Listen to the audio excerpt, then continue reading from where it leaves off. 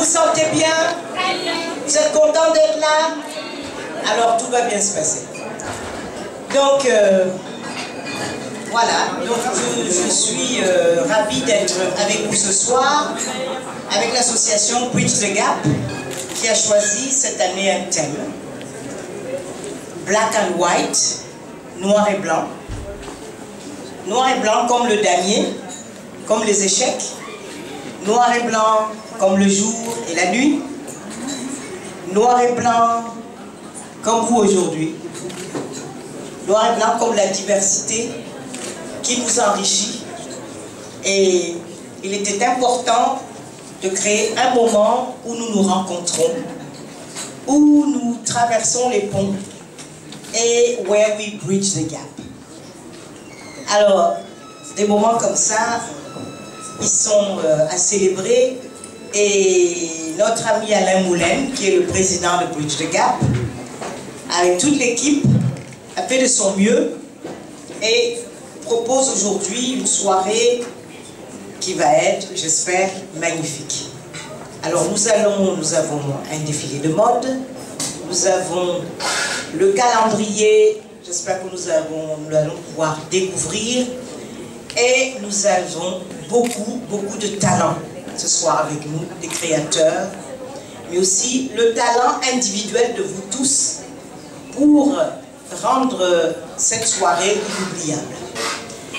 Je voudrais juste rappeler que parmi nos partenaires, nous avons les rhums Clément tout au fond, qui propose un rhum vieux de 6 ans. Je viens de déguster, c'est un délice. Et également, parmi nos partenaires, nous avons la société Moriba qui fait des jus de fruits qu'on appelle exotiques, qui sont africains, avec des combinaisons extrêmement créatives. Voilà. Alors, mesdames et messieurs, nous en sommes encore à la toute première partie.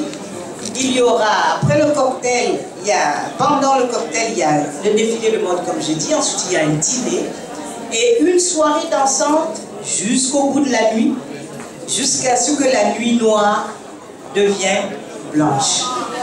Bonne soirée à tous. Alors l'association Bridge the Gap, c'est aussi notre hôte, grâce à qui nous sommes là ce soir. Donc nous allons l'accueillir. Merci d'accueillir monsieur Alain Moulin, s'il vous plaît.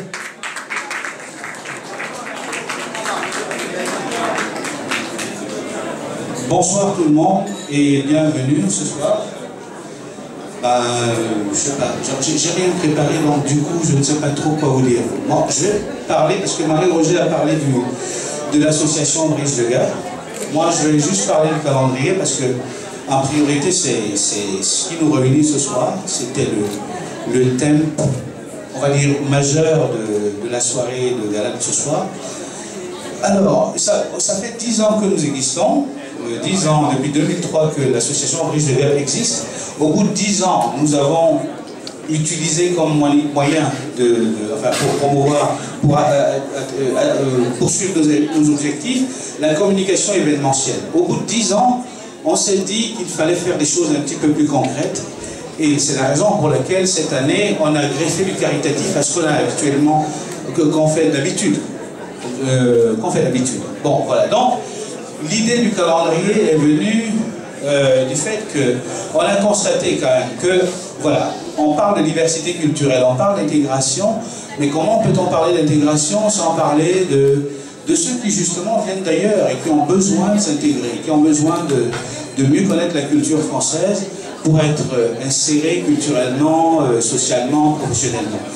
Donc, ensemble, dans l'association Bridge the Gap, on a réfléchi, on s'est dit, on va s'attaquer à un problème qui existe réellement et qui est vraiment, voilà, qui est pas assez reconnu comme problème, comme problématique.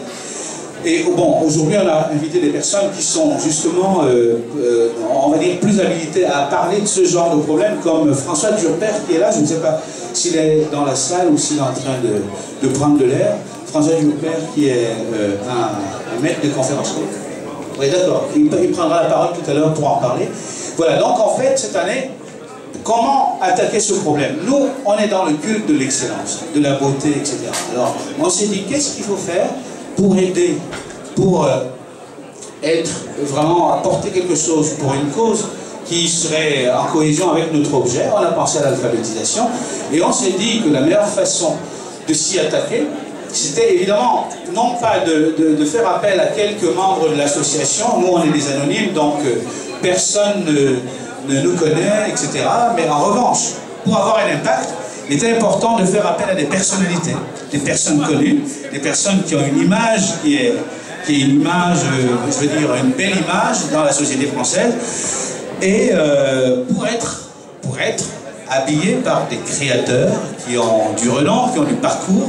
Et donc je vais vous en citer quelques-uns, je suis sûr que vous les connaissez. Pour ceux qui ont fait attention un petit peu à notre Kakemono le Grand, il y a tous les protagonistes du projet, c'est-à-dire les 12 personnalités, les 12 créateurs, les 6 photographes, le capteur d'image, mais aussi, évidemment, celle qui nous a accompagnés dans tous les shootings, qui s'appelle Edelweiss Pancaldi, qui est notre, on va dire, notre maquilleuse, coiffeuse officielle.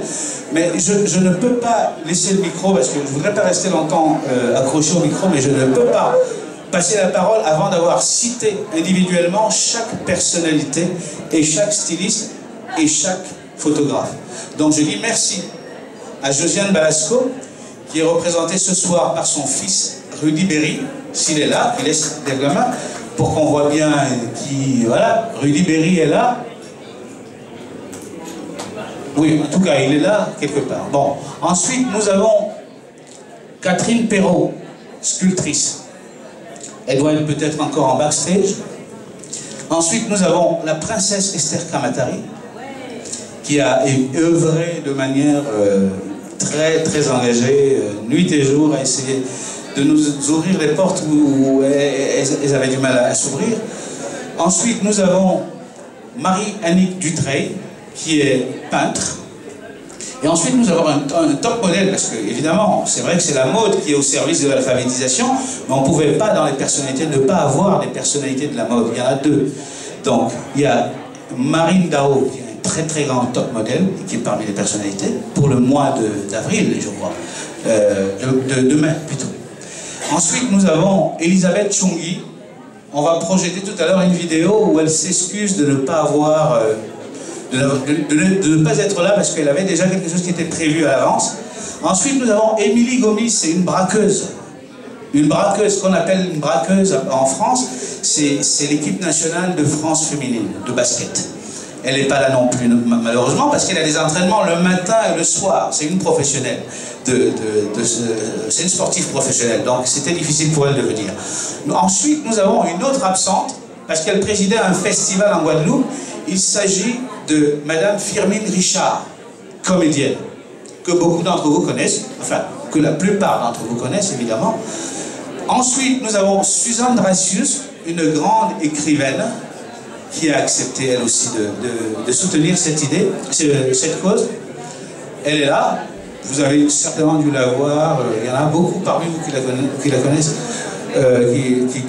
voilà, toi, je sais pas, je me perds un peu. Alors, ensuite, nous avons évidemment quelqu'un que beaucoup connaissent aussi, qui s'appelle Rebecca Ayoko, qui est l'ex-égérie, enfin je pense la première ou la deuxième noire égérie de Yves Saint-Laurent, qui fait partie des personnalités.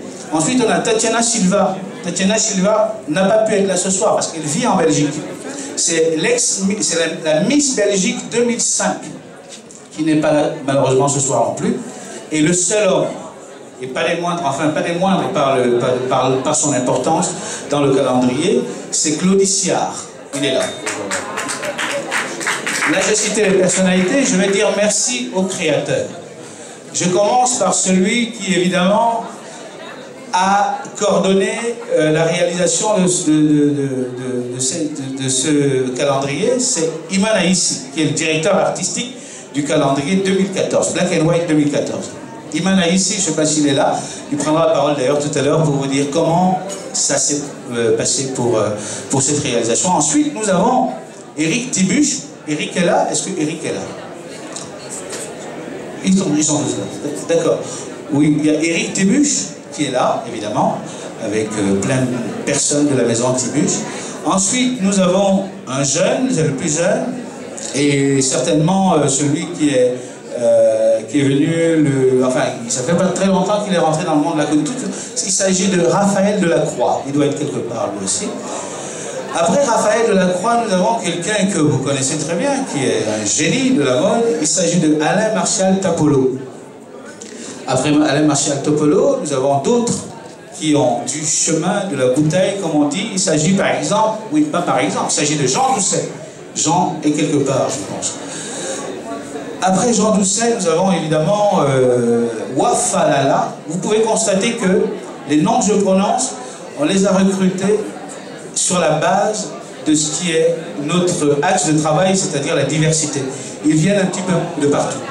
Wafa, c'est une créatrice d'origine algéro-égyptienne, qui est française et qui est là, parmi les créateurs. Ensuite, nous avons Oliver Svan, qui est là aussi, enfin ils sont tous là d'ailleurs. Oliver Svan, ensuite on a Olivia Hervey. Olivia Hervey est là aussi. Après Olivia, nous avons Niki de Marais-Clermont, il est là. Ensuite on a Alfadi, qui nous envoie ses excuses parce qu'en fait il n'a pas pu être là. Il prépare un grand événement pour le mois de novembre qui s'appelle le FIMA. Ça se passe au Niger. Et il n'a malheureusement pas pu être là. Mais il est très bien représenté parce qu'il est représenté par la personne qui le seconde au quotidien sur tous les plans. Il s'agit de son fils qui s'appelle Moulay. Il est là. Avec toute l'équipe évidemment de la maison Alfadi. Et en dernier lieu, celui qui a habillé le seul homme du calendrier, il s'agit de Zakometi. Bon alors, tout ça ne pouvait pas être possible s'il n'y avait pas eu de photographe. S'il n'y avait pas... j'ai sauté un mois. J'ai sauté un mois, je suis désolé. Et j'ai sauté un grand mois d'ailleurs. Il s'agit d'une personne très douée, voilà, et très militante, qui en plus de ça nous a fait l'honneur de venir de loin pour participer à ce projet. Il s'agit de la styliste, créatrice, costumière Mam Fagaïba, qui est venue du Sénégal pour participer à ce projet. Alors, tout ça n'aurait pas pu être possible s'il n'y avait pas de photographe. Parce que bon, c'est bien beau d'habiller des personnalités, etc. Bon, il fallait faire des photos. Alors, donc on a sélectionné de très grands photographes, à commencer par Marco Tassini, qui est là, qui est professeur à l'université de Rome, professeur d'université à Rome, qui est venu exprès de Rome pour faire la photo de Josiane Balasco. Je lui dis merci, lui aussi il est venu de loin pour le gala. Ensuite, nous avons Frédéric de la Chapelle, il est là lui aussi. Alain Herman, ça fait, j'ai cité combien? 3. Ensuite, il y a Claude Fex, qui est là. Il y a Marc Richet, et j'ai fait exprès de citer le 6e en dernier, parce que c'est le plus jeune. Il s'appelle Georges Alexandre, et il est là. Donc il y en a eu 6, et ils ont pu réaliser les 12 photos qu'il nous fallait pour ce calendrier de 2014. Alors, je finirai pas sans parler, évidemment, de Edelweiss Pancaldi, je ne sais pas s'il est dans la salle ou s'il est en bas, dans les backstage, qui a accompagné tous les shootings, qui a maquillé et coiffé tout le monde. Bon, mais en parlant de coiffure et de maquillage, on ne peut pas oublier qu'on a eu l'apport d'un grand nom de la coiffure, un grand nom sur la place parisienne de la coiffure. Il s'agit de Jean Saberny, qui n'est pas là ce soir, mais qui nous a fait l'honneur de participer à ce projet. Évidemment, Make Up Forever et d'autres marques nous ont suivis dans ce projet. Je dis merci à Africa International, je dis merci à Black Beauty, je dis merci à Tropic FM qui nous fait plein de spots depuis quelques temps pour parler du calendrier. Je dis merci à Glance Magazine, son représentant Félix Nazé est venu du Cameroun exprès pour le gala. Je dis merci à UFFP, je dis merci à African Lounge, le restaurant qui nous suit et qui nous soutient depuis déjà quelques temps. Je dis merci à Diaspora News, je dis merci à Mondial Presse, je dis merci à ici, les gens du Cameroun, je dis merci enfin à Brune, parce que je vais lui passer la parole, parce qu'elle va vous dire quelque chose. Elle nous suit depuis un moment, donc je dis merci, je vous dis merci.